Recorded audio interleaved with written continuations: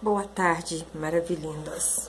Boa tarde, moça, moço, jovem, senhora, senhor. Cada um que porventura for ver esse vídeo, tá um bater de sol aqui. E esse horário, eu tô gravando cá embaixo, na minha área de lazer. E eu não sei como fugir do sol aqui. Porque o sol tá batendo com força. Embora eu goste do sol. Ele lá no céu e eu aqui na sombra, né? Mas o sol é fundamental. Assim como eu vim dizer para você mais uma vez que há uma pessoa fundamental na tua vida e na minha vida. Bom, mais cedo eu estive conversando com você, né? Eu quero que você saiba que esses dias que eu fiquei sem gravar, aí você vai gravar 2 vídeos em seguida, Helena? Não. Mas é porque eu estava lá em cima agora, lavando vasilha, e me veio algumas coisas na minha cabeça, e eu me lembrei de algumas coisas que eu queria compartilhar com você, tá legal? Aqui tá uma baguncinha básica.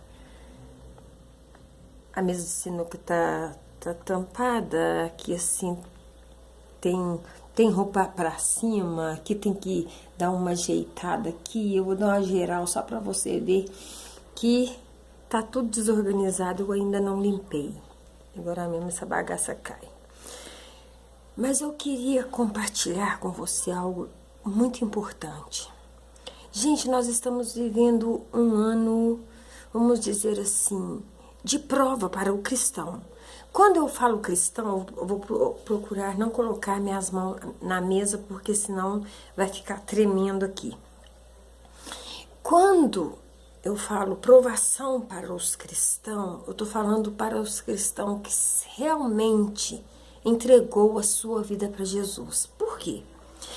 Porque o mundo que nós estamos vivendo é um mundo que está envolvido em muitas coisas. Hoje, quando eu entreguei Jesus há 35 anos atrás, o nosso prazer de jovens daquela época era ir para a igreja, dobrar os nossos joelhos e chorar, e clamar pelas nações, pelos dirigentes das nações, pelo mundo, por todas as pessoas.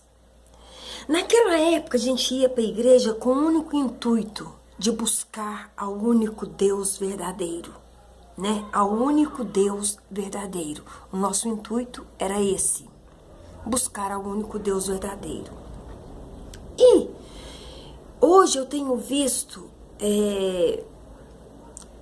show para tudo quanto é lado. Para quê? Para avivar os jovens, porque senão os jovens não vai. E aí tem que ter o sertanejo universitário gospel, tem que ter o funk gospel, tem que ter as modalidades que o mundo tem. Hoje precisa ter dentro de uma igreja para chamar os jovens, para atrair os jovens. Mas você acredita que eu fui jovem também? E o meu prazer naquela época não era satisfazer a vontade da minha carne, não. Eu abominava tudo aquilo, como eu abomino hoje. Todas as coisas que não têm a ver com a palavra do Senhor. E nessa tarde, eu queria compartilhar com você o seguinte, olha, o mundo tem, se eu falar para você que o mundo não tem coisas boas para oferecer para você, se alguém falar para você que porque o mundo é mau, vai estar mentindo. O mundo tem sim, para você jovem, para sua carne, para os seus hormônios que não se convertem. Para você que não tem tanto temor de Deus assim, claro que o mundo tem muita coisa para te oferecer. Tem cigarro, tem bebida, tem crack, tem cocaína, tem pedra, tem mulherão, né? Tem aviões, né? Na minha época se chamava os mulherões de aviões. Então tem tudo isso para oferecer para você. Tem tudo isso para você, homem casado. Tem até aquela irmãzinha, entre aspas, que está dentro da igreja e que vocês dois trocam olhares. Eu já vi o casamento de um pastor ir pro ralo por causa de uma dessas irmãzinhas que começou a ter todo dia uma conversa com ele no gabinete pastoral. E eu havia avisado para ele: para com isso. Vai aconselhar a mulher, leva a sua esposa junto. A marca de óculos é terrível, né, gente? Mas não sai nem a pau. Sai, né, com base, mas eu prefiro naturalmente. Só não tá natural aqui. Mas, aqui também não. Aqui também não. Que eu passo lá, porque eu tenho pouquinho sobrancelha. Mas, veja bem, eu já vi grandes homens assim que eram tremendamente usados por Deus, cair no pecado por causa de uma Jezabel que entrou dentro da igreja com o único intuito: destruir a sua família, destruir os seus filhos, destruir a sua casa. E o pastor se achou gostosão demais, se achou poderoso demais e entrou na academia, aquele pastor que só usava gola e manga,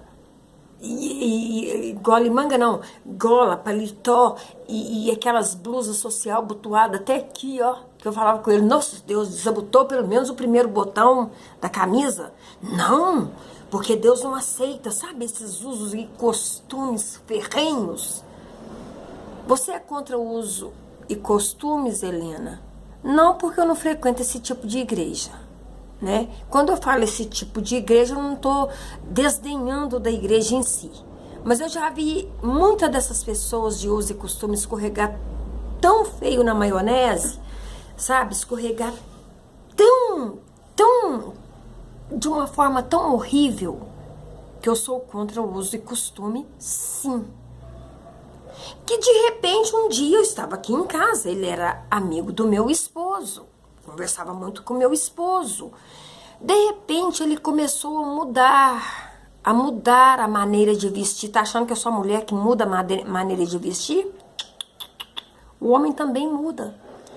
Começou a vir aqui com umas camisas regata, uns trecos, parecendo um monte de pelo e tudo. E eu olhei para aquilo e falei assim: esse pastor tá com um problema sério.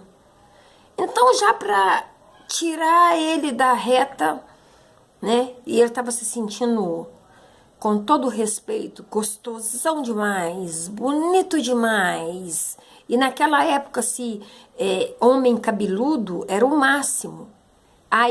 Eu ainda acho que o homem que tem pelo, bonito. Hoje arranjaram uma moda aí de raspar os pelos tudo. Eu acho ridículo.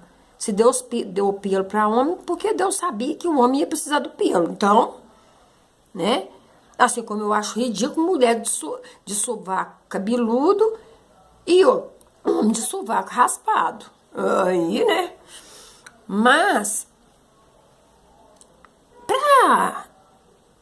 pra que ele não pensasse que eu tava achando ele maravilhoso assim, eu falei pra ele assim: nossa, eu tenho um nojo de homem de cabelo, com essa cabeleira. Pra ver se ele se tocava e pensava assim: bom, eu não tô agradando, né? Tô agradando da mulher, não. Entendeu? Aí ele começou a insinuar que alguma das irmãs da igreja havia tido sonhos com ele, que era para confessar, porque Deus já havia revelado para ele que tais mulheres da igreja haviam sonhado com ele. Nessa época, o Senhor tinha me levado para lá para ajudar no trabalho. Deus faz isso com a gente, entendeu?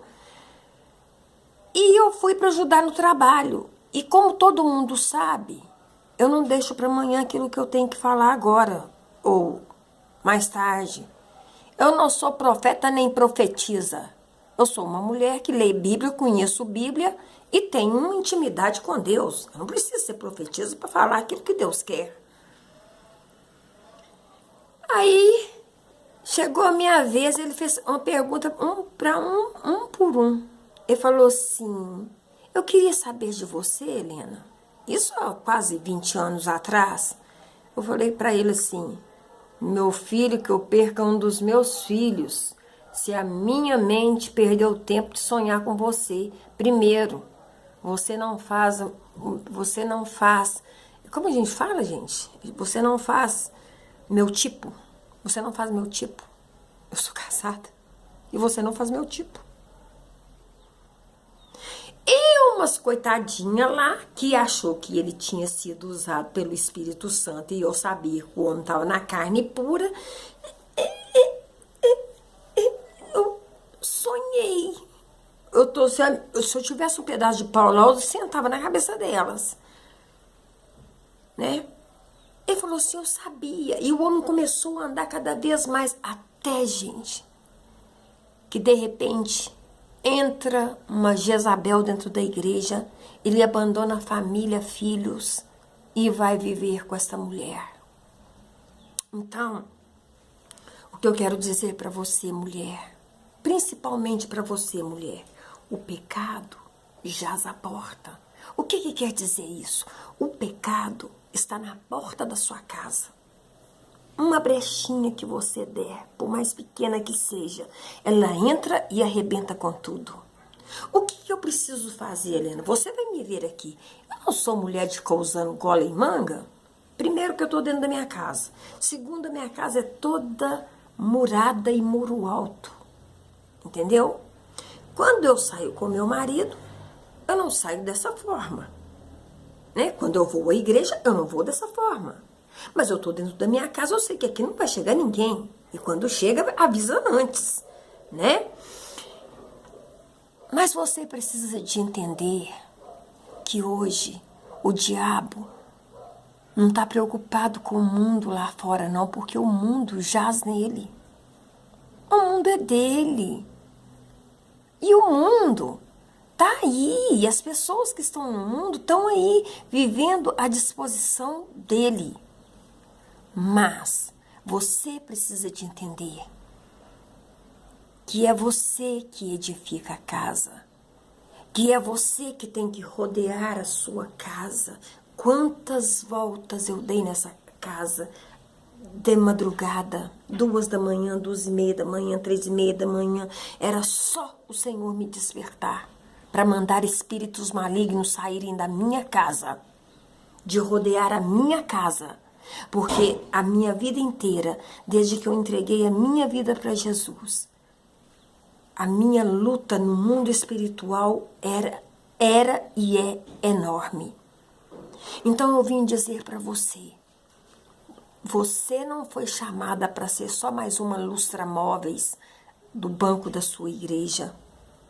Você foi chamada para gerar almas, ganhar almas.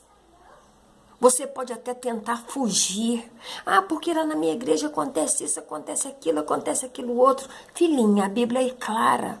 A Bíblia fala que no final dos tempos viria muitos escândalos, muitos. Mas ai de quem e por quem viria esses escândalos? Você acha que Deus é bobo?